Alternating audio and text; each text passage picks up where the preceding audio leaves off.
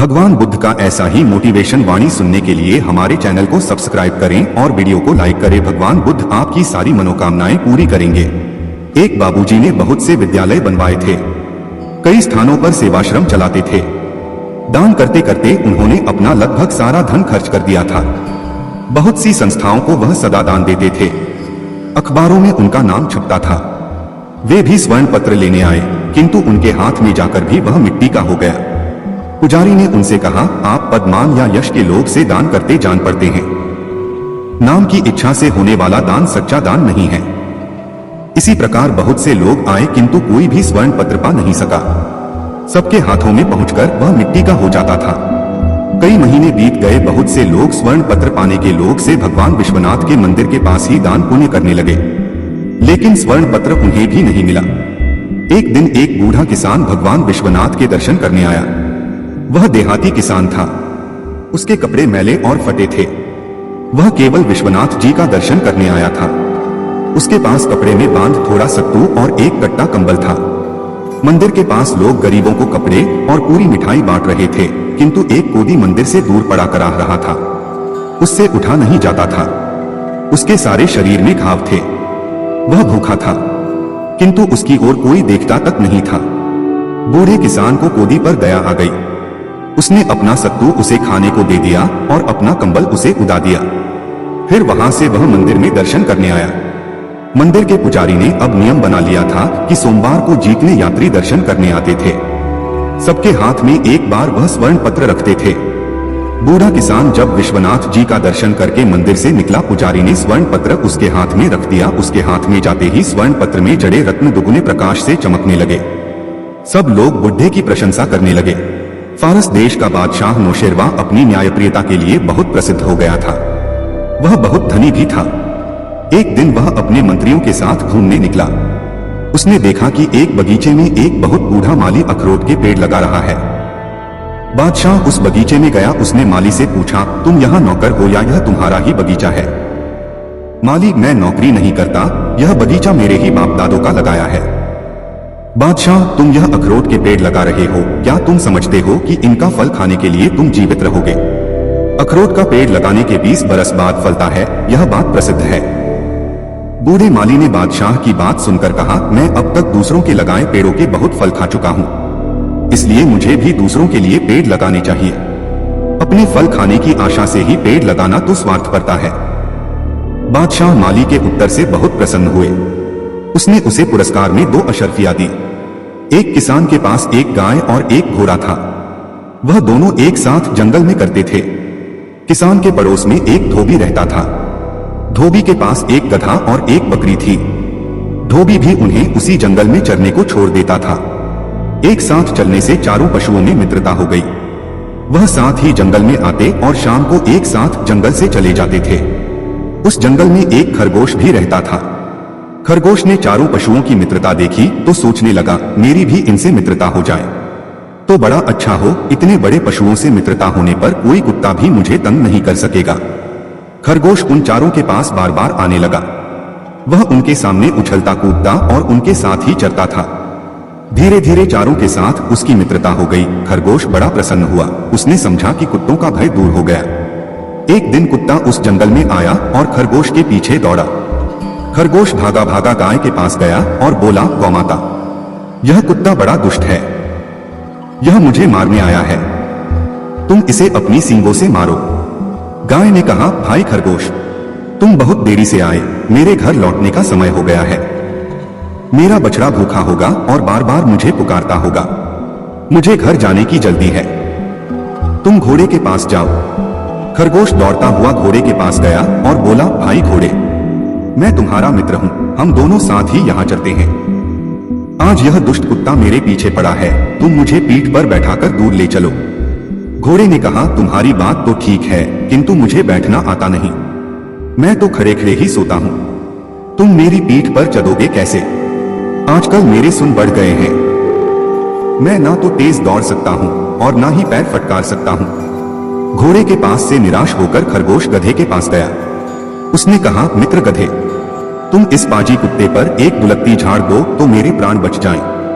गधा बोला, मैं नित्य गाय और घोड़े के साथ घर लौटता हूँ। वे दोनों जा रहे हैं, यदि मैं उनके साथ न जाकर पीछे रह जाऊं तो मेरा स्वामी धोबी डंडा लेकर दौड़ा आएगा और पिटते पिटते मेरा कचूमर निकाल देगा। मैं अब यहाँ ठहर नहीं सकता।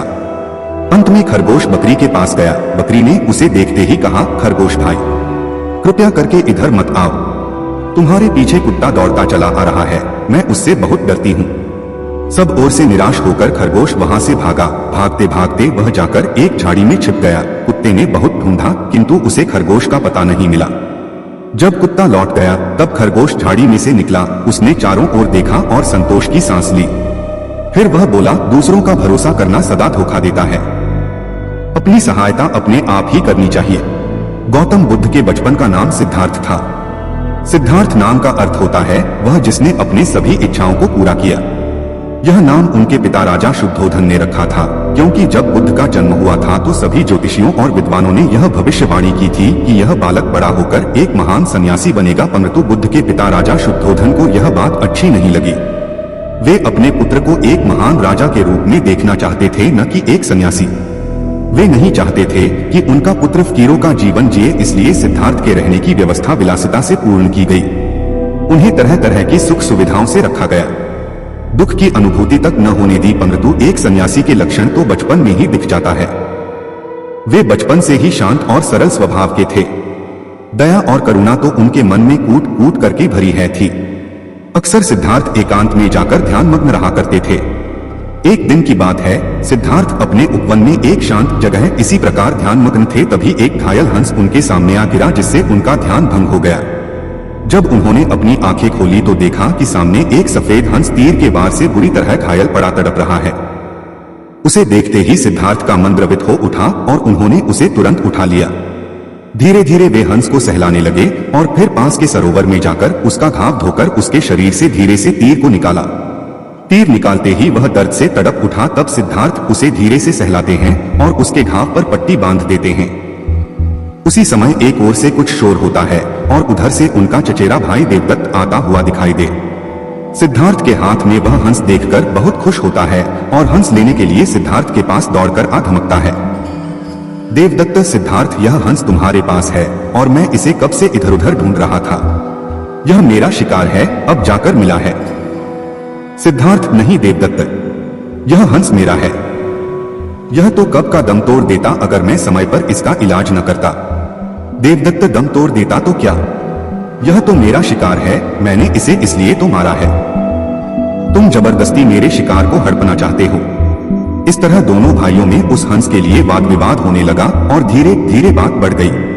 तब दोनों ने मिलकर फैसला किया कि यह हंस किसका है। इस बात का निर्णय महाराज शुद्धोधन के पास जाकर ही होगा और दोनों भाई राजदरबार में गए। वहां उन दोनों ने अपना अपना तर्क महाराज के सामने रखा। महाराज शुद्धोधन विचार करके बोले, चूंकि यह हंस देवदत्त का शिकार है इसलिए इस पर पहला अधिकार देखा जाए तो देवदत्त का है, परंतु सिद्धार्थ ने इसकी जान बचाई है और मारने वाले से बड़ा बचाने वाला होता है, इसलिए यह हंस सिद्धार्थ का हुआ। महाराज शुद्धोधन का निर्णय सुनकर सिद्धार्थ की आंखों में एक चमक आ गई और वे उस हंस के शरीर पर धीरे से अपना हाथ रख सहलाने लगे। बुद्ध ने कहा, भाग्य के भरोसे बैठने वालों, पुरुषार्थ करो। जीवन में भूभाग्य का महत्व है, लेकिन भाग्य के भरोसे बैठकर अपने अमूल्य समय को बर्बाद मत करो, क्योंकि पुरुषार्थ करने से तो भाग्य की रेखाएं बदल जाती हैं। भाग्य क्या है? आज किया गया कर्म ही तुम्हारा भाग्य बनता है। कर्म के द्वारा जो बीज बोओगे फसल भी उसी की मिलेगी। जैसा कर्म तुम आज करोगे वैसा ही तुम्हारा भविष्य होगा। सौभाग्य और दुर्भाग्य तुम्हारे ही हाथ में है। कर्म की प्रधानता को समझना होगा कि जैसा कर्म होगा वैसा ही फल मिलेगा। जीवन को सफल बनाने के लिए पाप और पुण्य का बड़ा महत्व है। पूरी सावधानी रखो कि पाप होने न पाए, क्योंकि पाप की सजा जरूर मिलती है। यह जीवन पिछले पापों से छुटकारा पाने के लिए और दूसरे नए पापों से बचने के लिए मिला है, और कोशिश करो हमसे पुण्य कर्म हो। तुम अपने जीवन को धर्म के मार्ग पर चलाओ। तुम्हारे किए हुए पुण्यों से धर्म को शक्ति मिलती है। यह मानव का जीवन बड़े काम का है। इसे सावधानी पूर्वक जीना चाहिए। अगर तुम गलतियां करोगे तो आगे चलकर पशु पक्षियों वाले कपड़े पहनने पड़ेंगे। संसार के नश्वर पदार्थों की इच्छा मत करना, क्योंकि इच्छा का फल बहुत दुख देता है। अच्छे अच्छे कर्म करो, उन कर्मों को करके अहंकार मत करना। अहंकार के मार्ग में अंधेरा होता है और अंधेरे में ठोकरें लगती हैं। संसार दुखालय है, अर्थात दो खून से भरा हुआ है। संसार से प्रेम मत करना, बल्कि अपने मन से पापों को बाहर निकालो और सदा सावधान रहो कि कोई पाप न होने पाए। मनुष्य का जीवन मिला है तो इसको सावधानी पूर्वक व्यतीत करना। अपने जीवन में आलस्य को आने मत देना, क्योंकि यह जीवन बहुत अनमोल है। पशुओं से पूछो कि मनुष्य जीवन का क्या महत्व है। पशुओं के जीवन में तो लेशमात्र भी सुख नहीं है। वे सोचते हैं कि हम कब मनुष्य बनेंगे। सर्दी में रजाई और गर्मी में पंखा होगा। कब हम परोपकार करके अपना जीवन सफल बनाएंगे।